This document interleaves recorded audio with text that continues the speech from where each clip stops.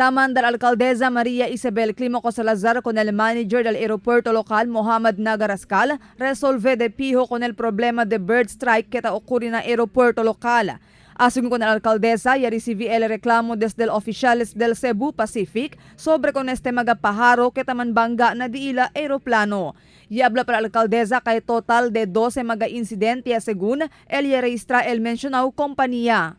But that is an issue that we want the CAAP to address seriously and utilize funding from national government to prevent these airstrikes. Explanation of the airport manager is that every time they cut the grasses and worms come out, the airstrikes happen for airplanes coming inbound and not outbound. Asungo con la alcaldesa, un serioso problema que debe resolver enseguida y prevenir suceso na futuro. El management del aeropuerto local, siendo si hay continúa ocurrir el bird strike, ay pone na peligro con el mga pasahero del aeroplano.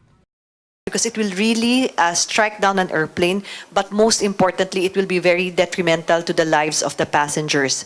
Asungo con la alcaldesa, y recomienda también el Kunrascal para pedir el asistencia del CAAP Nacional para implementar man modo que hay prevenir con el mga paharo manbangga na mga aeroplano.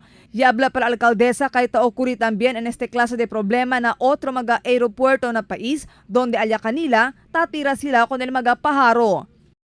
But what the city government asks from them is, number one, to seek the assistance of CAAP National to put remedial measures such as sirens to prevent the birds from hitting the airplanes. And then number two is for the immediate repair of the airport. Kasi amo sa el dos issues, kaya presenta ka naton el mga executives del Cebu Pacific.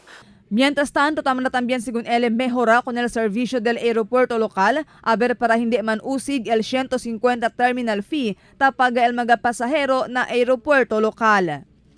Marifita Mayo, Dateline Zamboanga.